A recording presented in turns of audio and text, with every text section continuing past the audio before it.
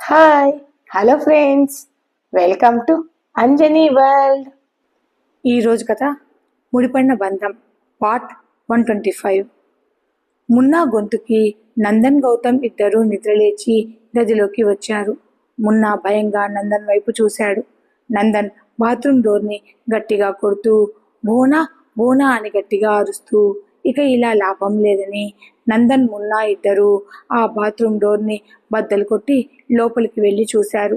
Bathroom లోపల బోన తన చేతి నరాన్ని కట్ చేసుకుని తన చేతిని ఆ బాత్ టబ్బులో పెట్టి ఒక జీవోత్సవంలా కింద పడి ఉంది. అలా బోనం చూసిన నందన్కి, మున్నాకి, గౌతమ్కి తమ పై ప్రాణాలు పైనే పోయాయి. ఆ సౌండ్కి ఇంట్లో ఉన్న అందరూ నిద్రలేచి కంగారుగా గదిలోకి వచ్చారు. వెంటనే నందన్ అక్కడే ఉన్న టవల్తో బోన కట్ చేసుకుని ఉన్న చేతిని గట్టిగా చుట్టేశాడు. బోనను తన రెండు చేతులతో ఎత్తుకుని గదిలోకి వచ్చి బెడ్ మీద బోనను పడుకోబెట్టగా శ్రీనివాస్ బెడ్ మీద నిద్రపోతూ ఉన్న పింకీని ఎత్తుకుని పక్క గదిలోకి తీసుకుని వెళ్ళి పింకీని పక్క గదిలో పడుకోబెట్టాడు. గౌతమ్ వెంటనే డాక్టర్కి కాల్ చేశాడు. మున్నా బోనకు శ్వాస ఆడుతోందో లేదోనని చెక్ చేశాడు. అందరూ మున్నా వైపు చూశారు.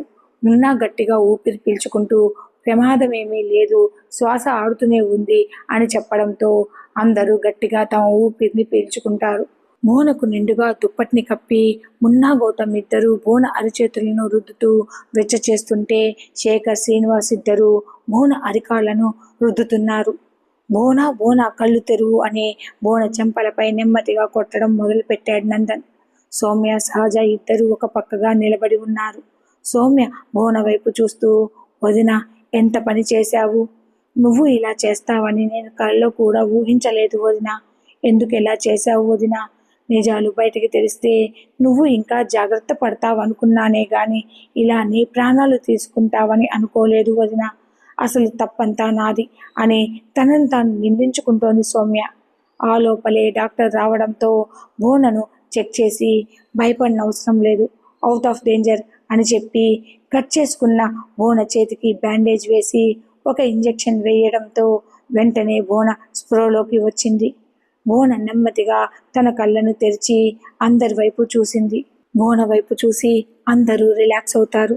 డాక్టర్ బోన వైపు చూసి, ఒక అరగంట లేట్ అయితే నిన్ను కాపాడడం దేవుడి వల్ల కూడా కాదు, వీళ్ళందరూ నిన్ను కాపాడుకున్నారు అని డాక్టర్ నందన్ని కాస్త పక్కకు పిలిచి, ఈ అమ్మాయి మానసిక పరిస్థితి కాస్త మెరుగయ్యేంత వరకు ఈ అమ్మాయిని జాగ్రత్తగా చూసుకోండి అని చెప్పి మెడిసిన్స్ రాసిచ్చాను, రెగ్యులర్గా వాడండి అని చెప్పి అక్కడి నుండి వెళ్ళిపోతాడు. బోన చేసిన పనికి అందరూ బోనపై చాలా కోపంగా ఉన్నారు. కానీ ఏ ఒక్కరూ తమ ఫీలింగ్స్ని, ఎమోషన్స్ని బోన ముందు బయటపడకుండా మౌనంగా ఉంటారు. శేఖర్ తనని తాను కంట్రోల్ చేసుకోలేక ముందుకు వచ్చి, ఏంటి వదిన మీరు చేసిన పని? ఆ పనికి మాలిన విధవలు మిమ్మల్ని ఏదో మోసం చేశారని ఆ విధవల కోసం మీరు చావడానికి సిద్ధపడతారా? అంటే మా ప్రేమ, మా సపోర్ట్ ముందు ఆ పనికి మాలిన విధవలు చేసిన మోసం, వాళ్ళ మాటలే మీకు ఇంపార్టెంట్ అయిపోయాయా వదిన? వాళ్ళ కోసం మీ ప్రాణాలను కూడా వదులుకోవడానికి సిద్ధపడ్డారు. బోన మౌనంగా తలదించుకుంటుంది. ఒకే ఒక్కసారి ఈ పని చేసే ముందు మీకోసం మేమందరం ఉన్నామని, ముఖ్యంగా అక్కడ విల్లాలో మీ మీదే ప్రాణాలు పెట్టుకొని ఉన్న మావయ్య గారు, అత్తయ్య గారు, ఇక్కడ ఉన్న మీ ఇద్దరు అన్నయ్యలు మీకు గుర్తుకు రాలేదా? మీకు ఏదైనా జరగరాని జరిగితే మేమంతా తట్టుకోగలమా చెప్పండి? ఎవరి దాకో ఎందుకు, మీరంటే నాకు చాలా ఇష్టం, మీరు బాధపడితే నేను చూడలేను వదిన. ఆ చెత్త విధవలకు బుద్ధి చెప్పడం కోసం నందన్ బావ, గౌతమ్ బావ దాకా అవసరం లేదు. ఆ ఇద్దరు విధవలకు నేను, మా అన్నయ్య ఇద్దరము చాలు. ఆ విధవల్ని ఏం చేద్దామో చెప్పండి. ఆ బాలాజీ గాడు అంటే జైల్లో ఉన్నాడు కాబట్టి బతికిపోయాడు. ఆ రవిగాడు హాస్పిటల్లోనే ఇంకా ఉన్నాడు. వాడు జీవితంలో ఇక ఏ అమ్మాయిని మోసం చేయకుండా వాడి మొహాన్ని పచ్చడి చేసి రమ్మంటారా? మీరు ఊ అనండి, నేను మా అన్నయ్య దేనికైనా సిద్ధమే. ఏరా అన్నయ్య అని ఏడుస్తూనే శ్రీనివాస్ని అడుగుతాడు శేఖర్. శ్రీనివాస్ బోన వైపు చూసి, శ్రీనివాస్ చిన్నవాడైనా కరెక్ట్గా చెప్పాడు వదిన. మీకోసం ఏదైనా చేయడానికి, మీకు సపోర్ట్గా మీ పక్కన నిలబడడానికి మేమంతా ఉండగా మమ్మల్ని అందరినీ వదిలి మీరు అలా ఎలా వెళ్ళిపోవాలనుకున్నారు? ఇందాక మీరు ఉన్న పరిస్థితిని చూసి నా గుండె ఆగిపోయింది తెలుసా వదిన? ఇప్పుడు మొదటిసారి నాకు మీ మీద చాలా కోపంగా ఉంది వదిన అని చెప్పాడు శ్రీనివాస్. పదరా అన్నయ్య, మనల్ని కాదనుకునే వాళ్ళతో మనకి మాటలు అనవసరం అని శ్రీనివాస్, శేఖర్ ఇద్దరు కోపంగా అక్కడి నుండి వెళ్ళిపోతారు. బోన వెళ్తున్న శేఖర్ శ్రీనివాసుల వైపు చూస్తూ, నిజమే కదా, శేఖర్ చెప్పిందంతా నిజమే కదా, ఆలోచించకుండా ఆ విధవుల కోసం నేను నా వాళ్ళని వదులుకోవడం ఏంటి అని ఆలోచనలో పడుతుంది బోన. నందన్ బోన వైపు కోపంగా చూశాడు. మొదటిసారి నందన్ కళ్ళల్లో తన మీద కోపాన్ని చూసింది బోన. నందన్ సోమయ్య వైపు చూసి, బోనకు బట్టలు మార్చు అని చెప్పి నందన్, గౌతమ్, మున్న ముగ్గురు బోనతో ఒక్క మాటైనా మాట్లాడకుండా ముగ్గురు అక్కడి నుంచి బయటకు వెళ్ళిపోతారు. బోన తల, చీర మొత్తం బ్లడ్తో, వాటర్తో తడిసిపోవడంతో సౌమ్య, సహజ ఇద్దరిలో సహజ బోన తలను తుడుస్తూ ఉంటే సౌమ్య మౌనంగా బోనకు డ్రెస్ చేంజ్ చేసింది. బోన సౌమ్య వైపు, సహజ వైపు చూస్తున్నా సౌమ్య, సహజ ఇద్దరు బోన వైపు చూడనైనా చూడకుండా మౌనంగా బోనకు మళ్ళీ వెచ్చగా దుప్పటిని కప్పింది సౌమ్య.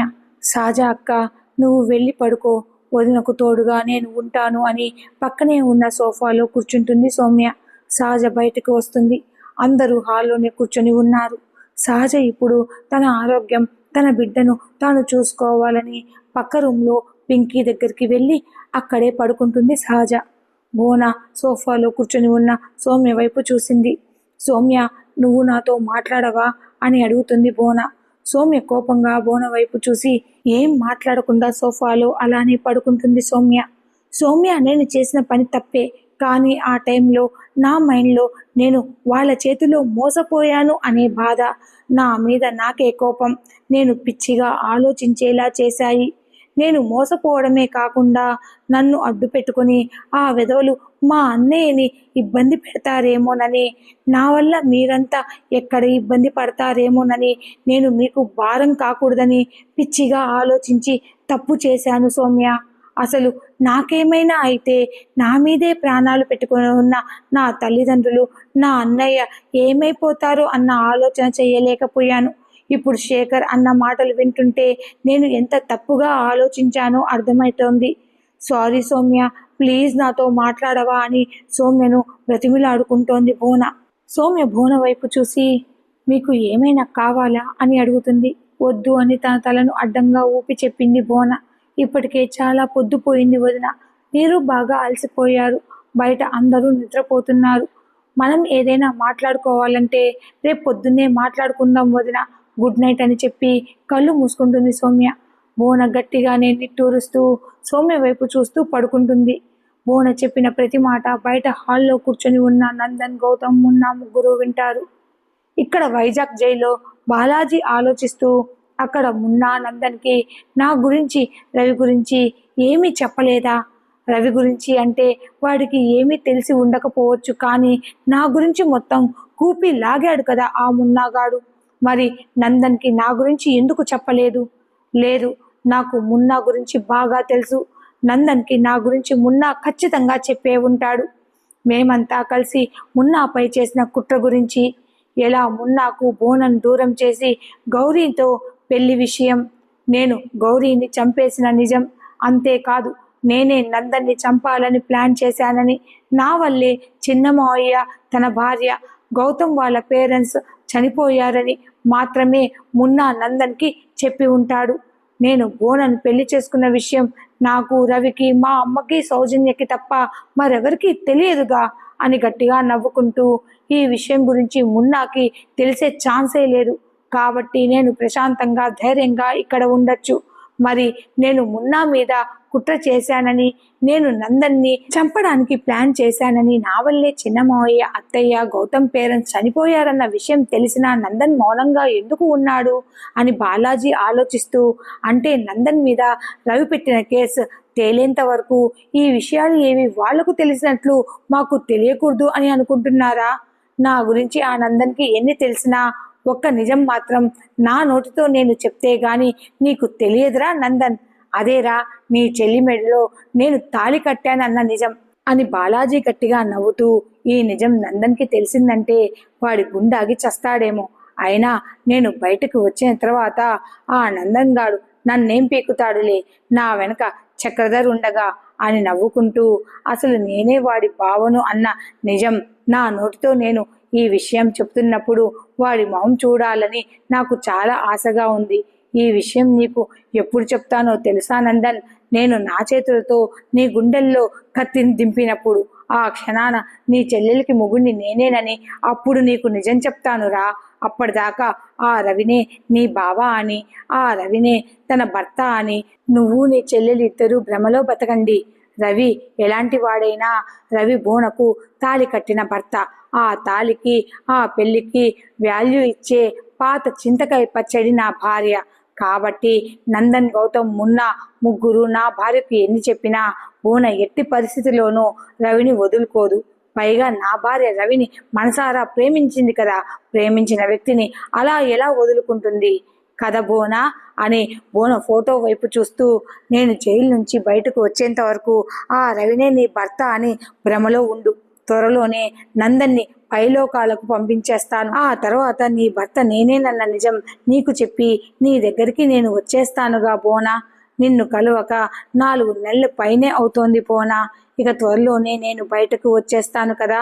అప్పుడు మనకు ఆ హోటల్ రూమ్తో పని లేదు బోనా. డైరెక్ట్గా మన అందమైన విల్లాలోనే నీతో సంసారం చేస్తాను.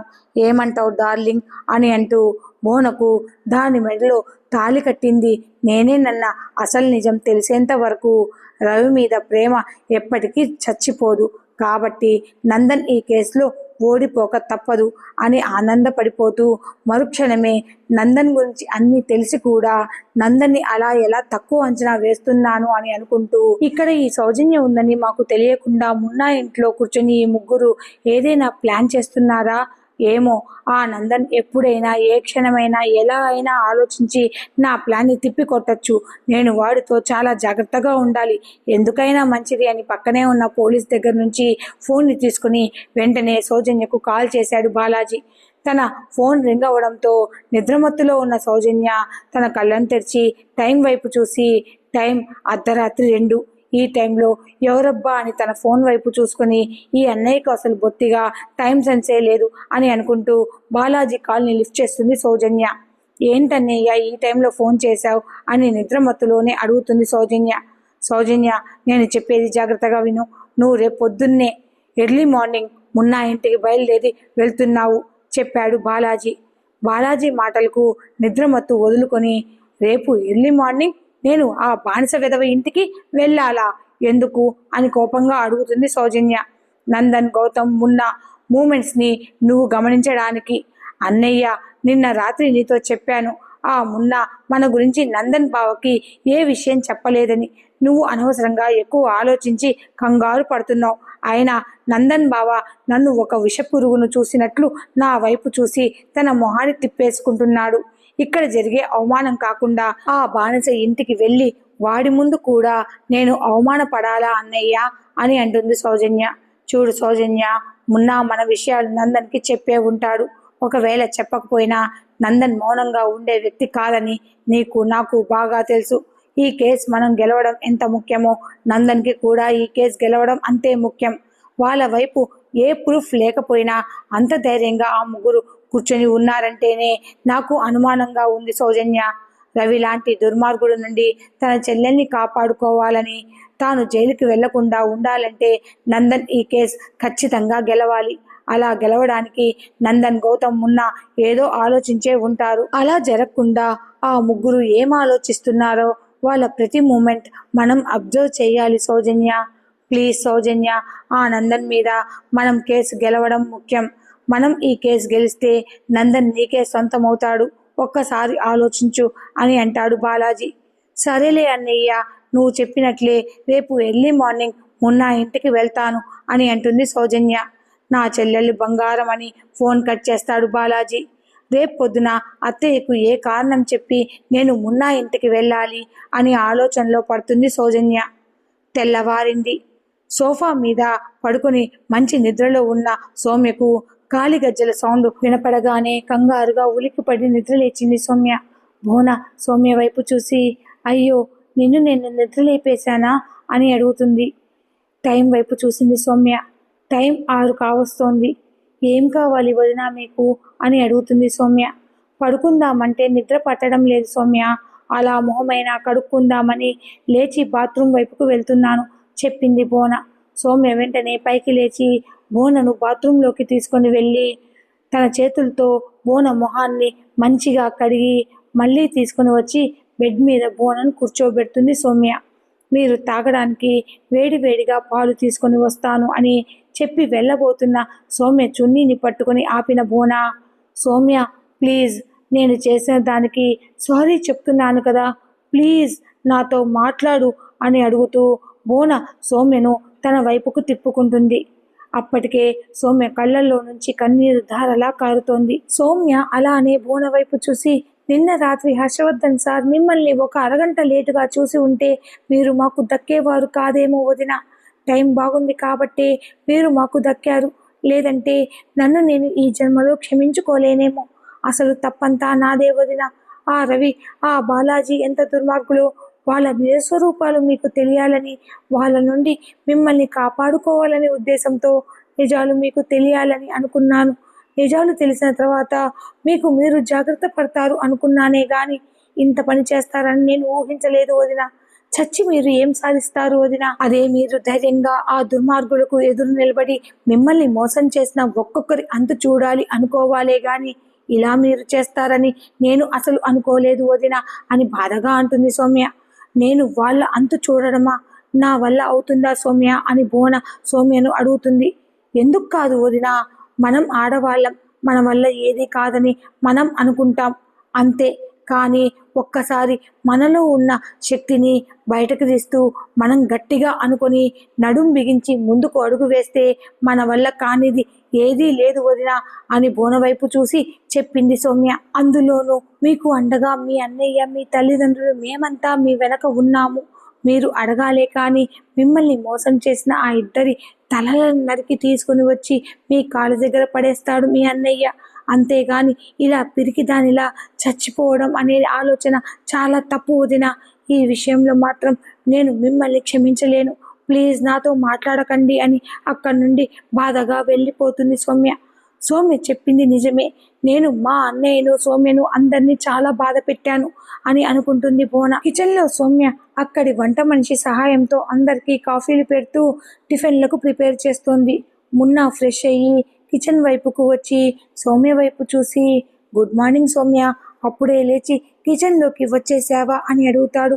మున్నాకు కాఫీ ఇస్తూ, మా వారు బావగారు ఇద్దరు నిద్ర లేచారా సార్ అని అడుగుతుంది సౌమ్య. లేచారు, ఆ ఇద్దరు హాల్లోనే కూర్చొని ఉన్నారు సౌమ్య.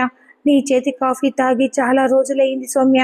పొద్దున్నే ఇంత మంచి కాఫీ నాకు ముందుగా ఇచ్చినందుకు థ్యాంక్స్ అని చెప్పి హాల్లోకి వెళ్ళి నందన్ గౌతంల పక్కన కూర్చుంటాడు మున్నా. నందన్ గౌతమ్ ఇద్దరు మున్నా వైపు చూసి, ఏరా ముందు ఇంటికి వచ్చిన గెస్ట్లకు మాకు కాఫీ ఇవ్వకుండా నువ్వు ఒక్కడివే వేడిగా కాఫీని తాగుతున్నావు అని గుర్రున మున్నా వైపు చూస్తూ అడుగుతాడు గౌతమ్. మా సార్ని మీరు ఆట పట్టించవలసిన అవసరం లేదు, ఇదిగో మీ కాఫీలు అని సౌమ్య నందన్కి, గౌతమ్కి ఇద్దరికి కాఫీని అందిస్తుంది. ఆ సార్కు ఈ బుర్ర తక్కువ స్టూడెంట్ సపోర్టు అని చిన్నగా నవ్వుతూ అంటాడు నందన్. నా స్టూడెంట్ లాంటి మంచి భార్య నీకు దొరకడం నీ అదృష్టంరా నందన్ అని అంటాడు మున్నా. అదృష్టం అనే మాట పక్కన పెట్టు, నీ స్టూడెంట్ లాంటి మొండిగటంతో నేను వేగుతున్నందుకు మీరందరూ నాకు కదరా సపోర్ట్ చేయాల్సింది అని సౌమ్య వైపు చూస్తూ వెటకారంగా అంటాడు నందన్. నేను మొండిగటాన్నా, బుర్ర తక్కువదాన్నా అని నందన్ వైపు గుర్రన చూస్తూ, రాత్రికి ఎలాగైనా నా దగ్గరికేగా రావాల్సింది అని సైగ చేసింది సౌమ్య. చూసావా నీ స్టూడెంట్ నీ ముందే నన్ను బెదిరిస్తోంది కదరా అని అమాయకంగా ఫేస్ పెట్టుకుని అంటాడు నందన్. చాలే ఆపరాన్ని అల్లరి, ఎవరైనా వింటే నిజం అనుకుంటారు అని నవ్వుతూ అంటాడు మున్నా. అప్పుడే అక్కడికి వస్తుంది సహజ. గౌతమ్ సహజ వైపు చూసి, మనిద్దరి కష్టాలు వీడికేం తెలుస్తాయిరా మామ అని పెదవి విరుస్తూ అంటాడు గౌతమ్. సహజ నవ్వుతూ గౌతమ్ దగ్గరికి వచ్చి నిలబడి నెమ్మదిగా, చాలే ఆపండి మీ అల్లరి అని ఎవరూ చూడకుండా సౌమ్య నందన్ భుజం మీద, సహజ గౌతమ్ భుజం మీద గట్టిగా గిచ్చుతారు ఆ ఇద్దరు. అబ్బా అని నందన్ గౌతమ్ ఇద్దరు తమ భుజాలను రుద్దుకుంటూ తమ భార్యల వైపు గుర్రను చూశారు ఆ ఇద్దరు. సౌమ్య చిన్నగా నవ్వుతూ సహజ వైపు చూసి, అక్క, నీ ఆరెంజ్ జ్యూస్ రెడీ అవుతోంది. 10 నిమిషాల్లో నీ జ్యూస్ నీ చేతిలో ఉంటుంది. నువ్వు వెళ్ళి ఫ్రెష్ అయ్యి రాపో అని చెప్పి బోన గదికి వెళ్తుంది సౌమ్య. అప్పటికే పింకీ నిద్రలేచి బోనతో మాట్లాడుతూ కనిపిస్తుంది. సౌమ్య బోన వైపు చూడనైనా చూడకుండా పాల గ్లాసును టేబుల్ మీద పెట్టి, పాలు వేడిగా ఉన్నాయి, కాస్త చూసి తాగండి వదిన అని చెప్పి వెళ్ళబోతుంటే బోన సౌమ్య చేతిని పట్టుకొని ఆపి, సారీ చెప్తున్నాను కదా సౌమ్య, ప్లీజ్ నాతో మాట్లాడు సౌమ్య అని అడుగుతుంది. పింకీ సౌమ్య వైపు చూసి, అక్క, నువ్వే చెప్పావు కదా సారీ ఎవరైనా చెప్తే వెంటనే మనం ఆ సారీని యాక్సెప్ట్ చేయాలని, మరి నువ్వెందుకు ఆంటీ సారీని యాక్సెప్ట్ చేయడం లేదు? మా ఆంటీ చాలా మంచిది సౌమ్యక్క అని అంటుంది పింకీ. సౌమ్య పింకీ వైపు చూసి, బ్రష్ కూడా చేయకుండా ఇక్కడికి వచ్చి మీ ఆంటీతో ముచ్చట్లు పెట్టావా?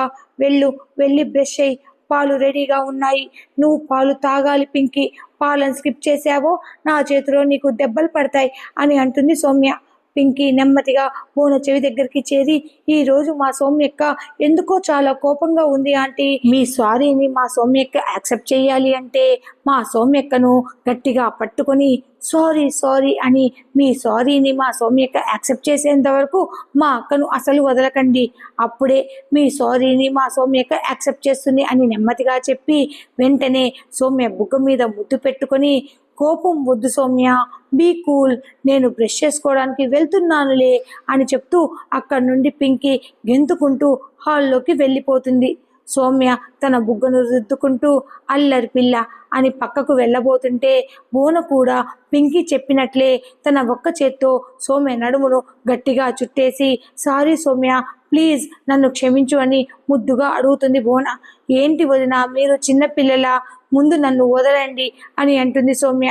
నువ్వు నా సారీని యాక్సెప్ట్ చేసి నువ్వు నన్ను క్షమించానంటేనే వదులుతాను, లేదంటే నేను అసలు నిన్ను వదలనంటే వదలను అని మొండిగా చెప్పింది బోన. ప్లీజ్ వదిన, నా మాట వినండి, ముందుగానే మీ చేతికి గాయమైంది, మళ్ళీ రక్తం వస్తుంది, నన్ను వదలండి వదిన అని అంటుంది సౌమ్య. పింకీ మళ్ళీ గదిలోకి వచ్చి, ఆంటీ మీరు సూపర్, అలానే మా సౌమ్యక్కను గట్టిగా పట్టుకోండి, వదలకండి, సౌమ్యక్క మా ఆంటీని క్షమించకూడదా అని రికమెండ్ చేస్తుంది పింకీ. ఆగవే పింకీ, ముందు నీకు దెబ్బలు పడాలి అని సౌమ్య అనగానే పింకీ అక్కడి నుండి మళ్ళీ తురుమంటుంది.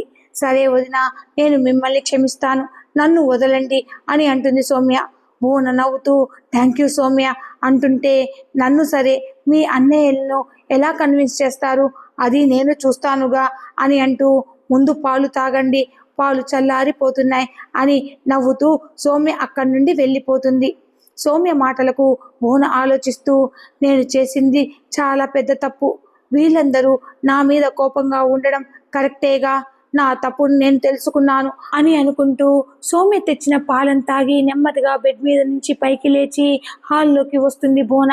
హాల్లో నందన్, గౌతమ్, మున్నా ముగ్గురు ఏదో విషయం మీద నవ్వుకుంటూ ఉన్నారు. బోన నందన్, గౌతమ్, మున్నాల ముందుకు వెళ్ళి నిలబడుతుంది. ఆ ముగ్గురు బోన వైపు చూశారు. నందన్, గౌతమ్ మున్నాల ముందు తన చెవులను పట్టుకొని, సారీ అన్నయ్యలు, ఇంకెప్పుడు ఇలా పిచ్చి పని చెయ్యను, ఈ ఒక్కసారికి నన్ను క్షమించండి, సారీ అన్నయ్య అని మోకాళ్ళ మీద కూర్చోబోతూ పక్కకు తూలబోతుంది బోన. వెంటనే నందన్, గౌతమ్, మున్నా ముగ్గురు పైకి లేచి బోనను పట్టుకుంటారు. నందన్ బోనను తన 2 చేతులతో పట్టుకొని, పిచ్చి పట్టిందా బోన, ముందుగానే నువ్వు నీరసంగా ఉన్నావు, మళ్ళీ ఇప్పుడు కింద పడితే దెబ్బ తగిలితే అని బోనను సోఫాలో కూర్చోబెడుతూ, ఇప్పుడు ఇలా చేయడం అవసరమా బోనా అని గట్టిగా అడుగుతాడు నందన్. మున్నా బోన వైపు మౌనంగా చూసి అక్కడి నుండి పక్కకు వెళ్ళిపోతాడు. ప్లీజ్ అన్నయ్య, ఈ ఒక్కసారికి నన్ను క్షమించండి, ఇంకెప్పుడు ఇలాంటి పిచ్చి పని చెయ్యనంటే చెయ్యను అని మళ్ళీ అడుగుతుంది బోన. గౌతమ్ బోన తల మీద తన చేతిని పెట్టి, నిన్న రాత్రి నిన్ను అలా చూసి నేను, నందన్, మున్న ఎంత భయపడిపోయామో తెలుసా బోనా, నువ్వు మా ప్రాణం బోనా, ఇక మీదట నీకు ఎటువంటి కష్టం రాకుండా చూసుకుంటాము తల్లి, ఇంకెప్పుడు ఇలా మమ్మల్ని భయపెట్టకు అని అంటాడు గౌతమ్. బోన నందన్ వైపు చూసింది. సారీ అన్నయ్య అని బోన చెప్పడమే ఆలస్యం. బోనను గట్టిగా హగ్ చేసుకుంటాడు నందన్. ఆ హగ్గులోనే తాను చేసిన పనికి తన అన్నయ్య ఎంత భయపడ్డాడో బోనకు అర్థమయ్యింది.